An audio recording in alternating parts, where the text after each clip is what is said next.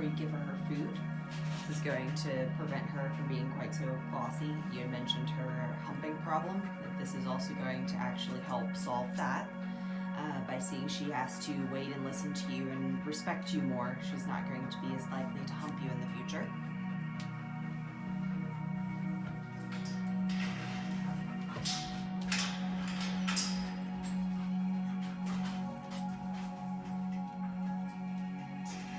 You see she already automatically set for her food. Go ahead. Good girl. Here's how you're going to want to put the prong collar on her.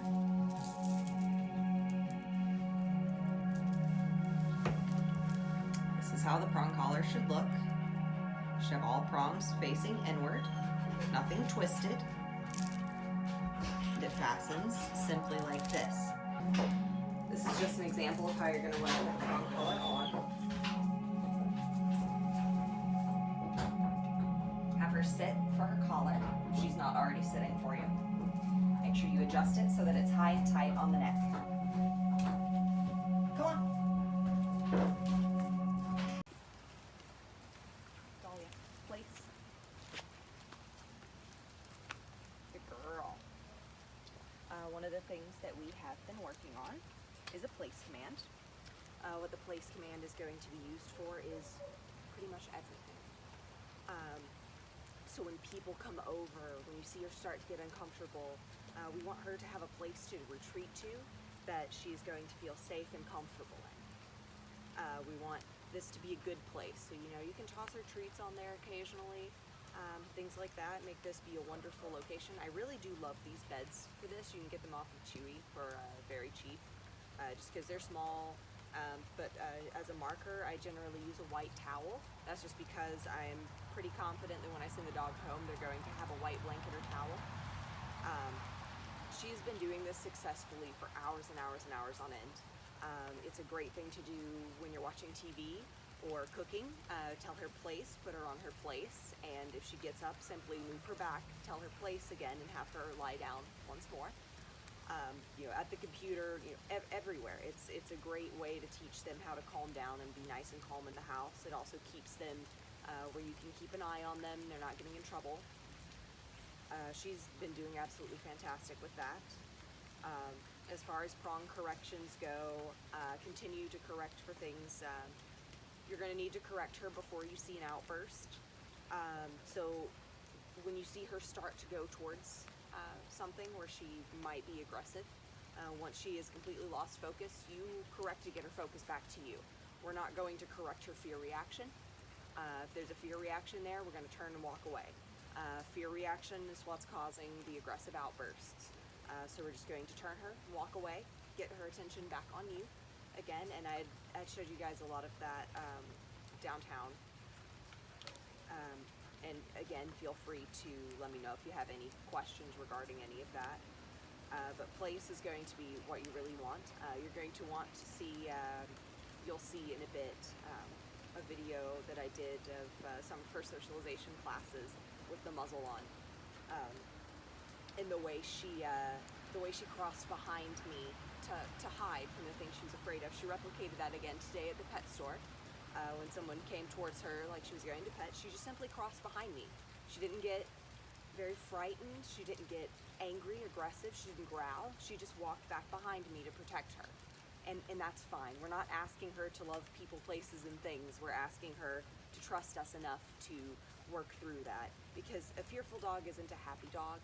A fearful dog, can't enjoy life to its fullest, and that's what we're working on. We're giving her something to put her faith in. And it's very, very important to continue to get her out, to see things, to get her she even had a hard time to begin with in the rain, to be able to hold confidence with her hair in her face and everything like that. And she's really come a long way. Make sure she sits before going in and out of doors. Make sure she's not trying to hump you. Here's a little sample of how to walk her on the prong collar. You notice how the leash is very loose. You want it to be loose. If there's any point at which she's putting pressure on it, she needs a small correction. And we're not correcting harshly, we're correcting very gently. We're telling her, hey, This is what I want you to do. We're not telling her, hey, come on, dog, you have to do this. We're working with her as opposed to forcing her to do something. And that builds, instead of breaking her trust, which dragging her around on the prong collar or being really rough with her would do, we're building faith in us and trust in us to overcome those fear issues. A lot of what has happened with her has been due to good corrective aids being used very, very improperly. There should never, ever, ever be constant tension on this leash. It should be loose. If at any point she's putting tension on the leash, she needs a correction. It's these aids are very safe in the fact that, as you've seen, you can drag a dog around all day on it without it puncturing the skin or anything like that. But the mental toll it's taking on that dog. Good girl.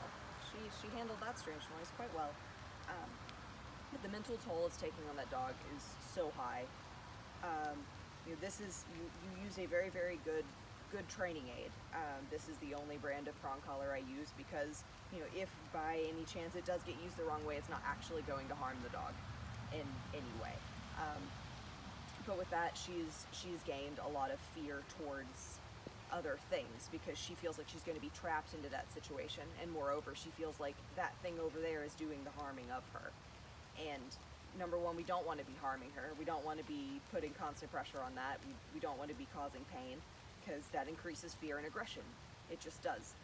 A lot of training aids get a very bad name because of this. It's because of, using it the wrong way that, well, this makes dogs more aggressive, or this makes dogs fearful. And only does it do that.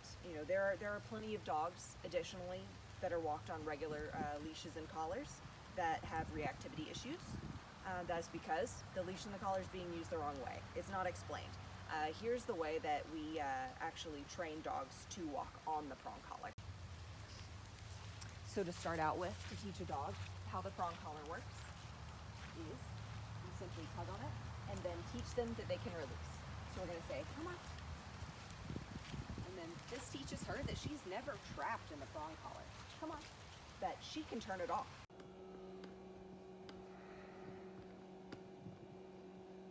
Good girl. Good girl. Come on in. Good girl. Good girl. Good girl. She hiding. Good girl. She is.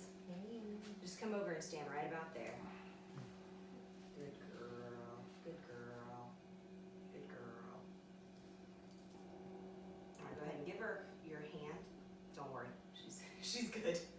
Even if she goes after you, she's. Or am I supposed to give her my You hand? just let her sniff. So right there's fine. Let her sniff. Yeah. I'm just gonna feel. Oh yeah, for sure. But go ahead and back off a little bit. All right, now go ahead and give her a pet. I've got her very, very securely. Yeah. Good girl. Good girl. Much better. Much better. Good girl, Dahlia. Everything's okay. Everybody loves you, baby. Nobody's ever gonna hurt you. She knows nothing bad's gonna happen to her on the little white towel, and that you're controlling everything that happens on the white towel. So she's gonna relax a lot more, even with a cat sitting up there. And he loves to antagonize also. He's not afraid of dogs at all. Don't let her get focused onto it. If she looks at whatever she's scared of, she's gonna start to lose focus on you and react really badly. So you're gonna wanna correct her as soon as you see her lose focus, rather than correcting her when she's already upset. Good girl, sit. Girl, hey, come on, come on, sit. Good girl, good girl. Come on, come on. Place.